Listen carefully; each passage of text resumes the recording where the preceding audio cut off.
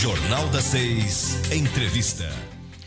A história do Estado João Machado, Machadão, será revivida amanhã com o lançamento do livro Memórias Póstumas do Estádio Assassinado, relembrando os craques, jogos e saudades desse estádio. É para falar um pouco mais sobre essa obra que está aqui conosco no estúdio da 96 FM, meu amigo, meu irmão querido, o jornalista Rubens Lemos Filho, autor do livro. Boa noite, Rubinho. Boa noite, Enio, boa noite, amigos da 96, boa noite, Robson, boa noite, Gustavo. Eu agradeço. Boa noite, meu querido Romário. Exatamente. Boa noite aí, o nosso amigo. Eu agradeço o espaço aqui, a audiência de vocês, para tratar desse livro que finalmente nós vamos lançar amanhã às 18 horas, a partir das 18 horas, lá no Salão Cristal da ABB. Eu já passei por lá antes de vir para cá pro estúdio, tá tudo organizado, tudo direitinho, tudo bacana. E espero que esse livro ele contribua para a história do Rio Grande do Norte, para a história de Natal. Não é só a história esportiva, mas também a história da cidade. Como é que surgiu a ideia de escrever sobre o Machadão, Rubinho? Olha, esse livro, a ideia desse livro, ela me foi dada pelo editor do livro, pelo jornalista Adriano de Souza.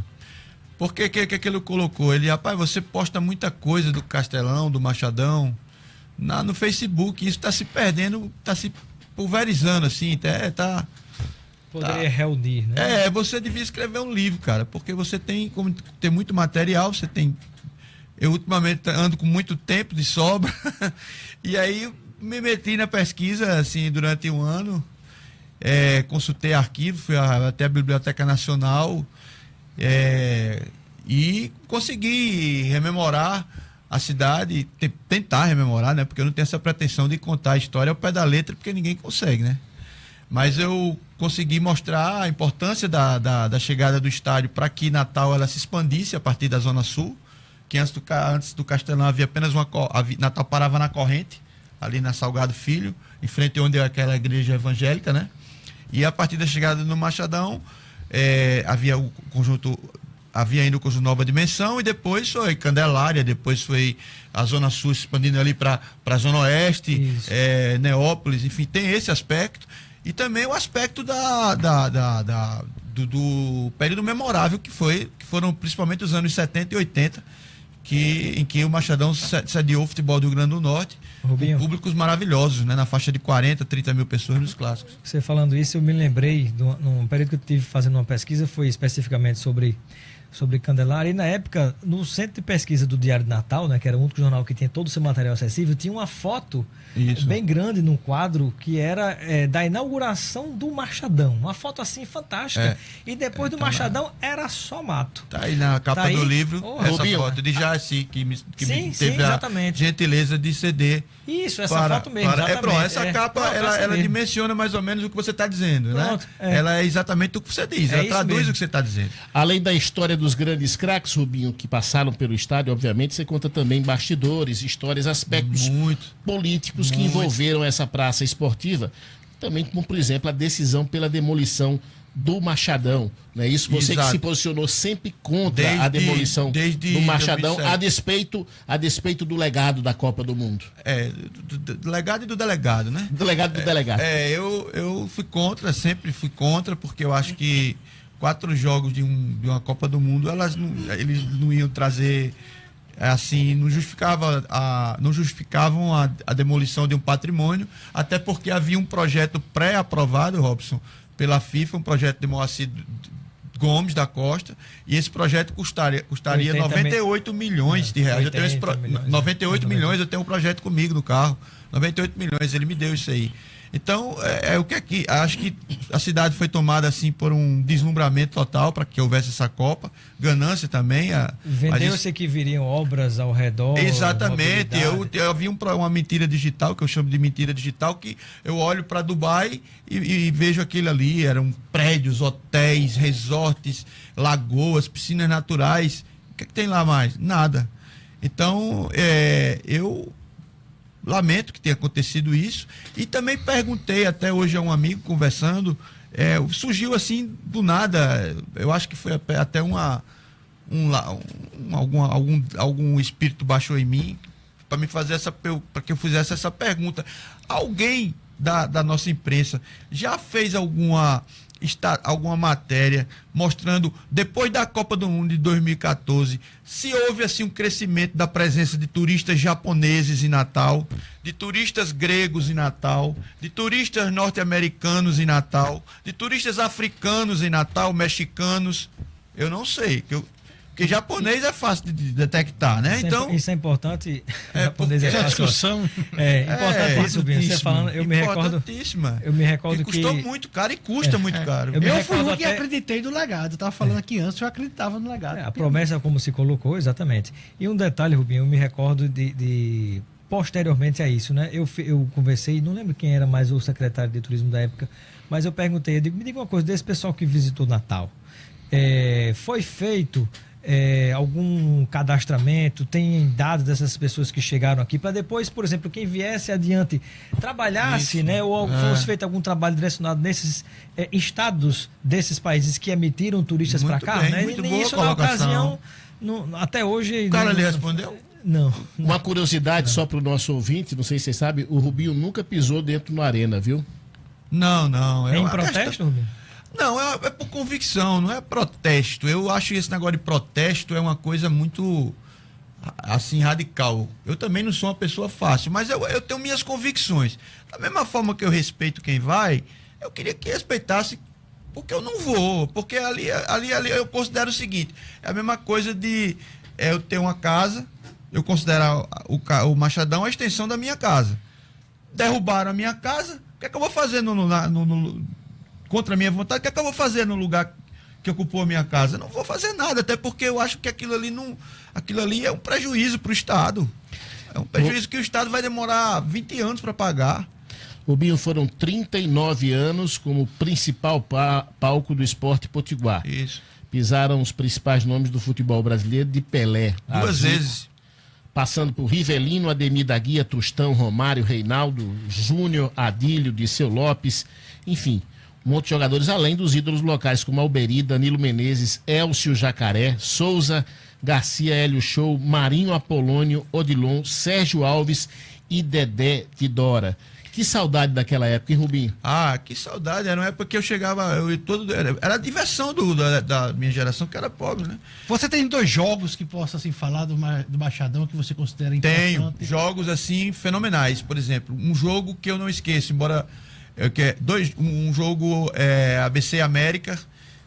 Tá no livro essa história? Tá no livro. ABC América, em 77, nós havíamos perdido o campeonato. O ABC havia perdido o campeonato. O América, depois de uma briga, que é a maior briga da história. Foi a primeira vez que o Leonardo apareceu no Fantástico por essa briga. Foram expulsos 22. E nós disputamos. O Arnaldo César Coelho veio apitar o jogo do Brasileiro, que foi o jogo da revanche. Foi 3-0. Foi a primeira vez que eu pisei no gramado como mascote. Então esse jogo me marcou, como me marcou também a vinda de Zico. Né? A primeira vez que eu vi Zico jogar aqui em 79, contra um combinado local, 39 mil pessoas em 79. Foram assim momentos que me marcaram um Vasco e Flamengo que houve aqui, por azar, depois da eliminação do Brasil contra a França, também tá aquele jogo que Zico perdeu o pênalti no tempo normal, aí veio um Vasco e um Flamengo, que estava programado um amistoso para o domingo, 22 de junho de 86.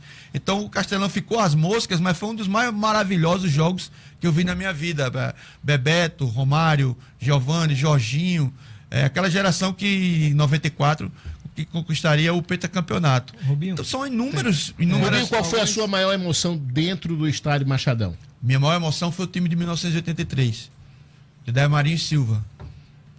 114 gols no ano. Nunca ninguém bateu esse recorde. Isso aí foi o título do ABC? Foi o título que o América estava ganhando. O América estava ganhando até os 42 do segundo tempo, 1-0. E o Dedé Tidora, que infelizmente faleceu poucos dias. O livro já estava para ser impresso quando eu coloquei a homenagem a ele em memória, meu amigo pessoal. Tenho muita saudade dele. Dedé lança uma bola no finalzinho do jogo. Silva chuta, o goleiro do América era fabuloso. Rafael defende. E ele coloca assim, a bola entra mansamente. Fazia 5 anos que o ABC, 4 anos que o ABC não era campeão.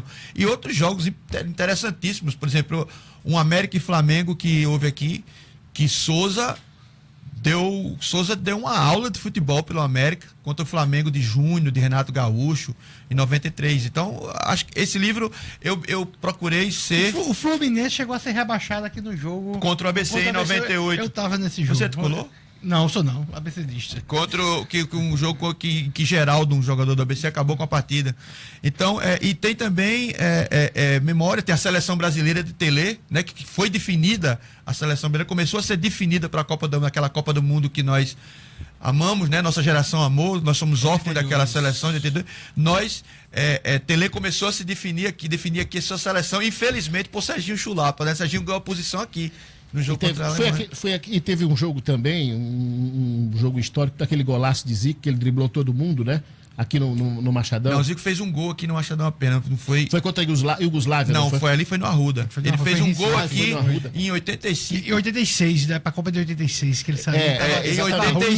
Em 85 ele jogou aqui, um amistoso, um amistoso chuvoso. Ele deu uma porrada de fora da área, o campo estava molhado, e aí o goleiro César falhou.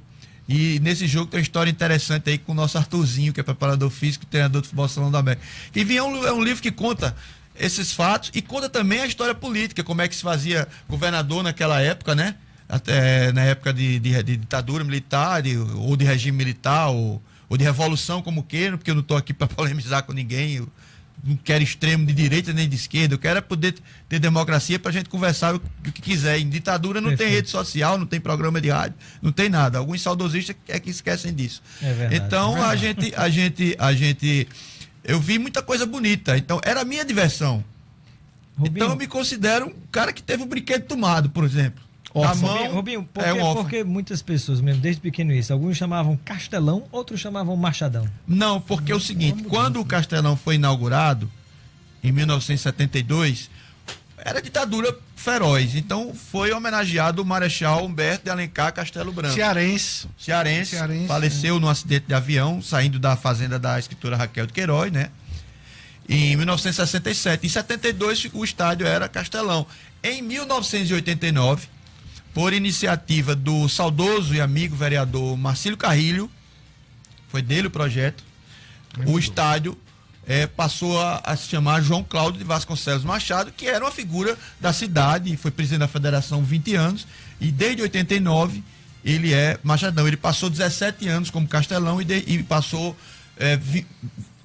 39 menos 19, 20 anos como estádio João Machado. É isso aí, então a gente tem um encontro marcado amanhã, Memórias Póstumas do Estádio Assassinado.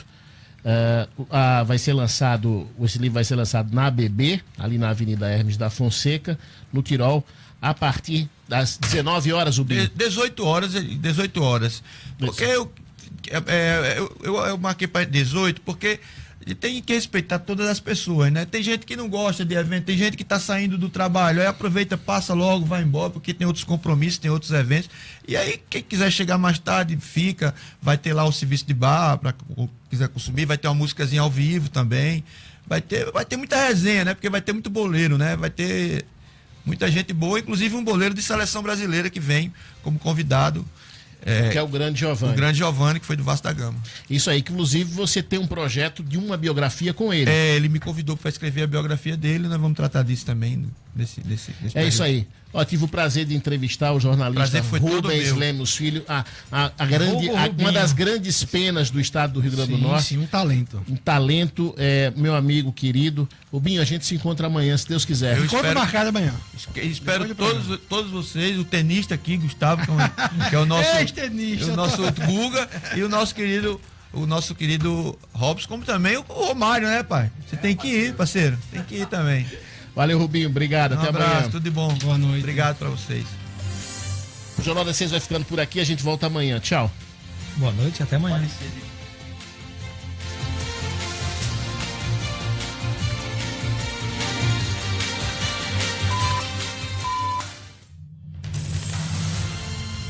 A 96 apresentou Jornal da 6. Com Enio Cinedino, Robson Carvalho e Gustavo Negreiros. Redação Ciro Marques. Jornal da 6.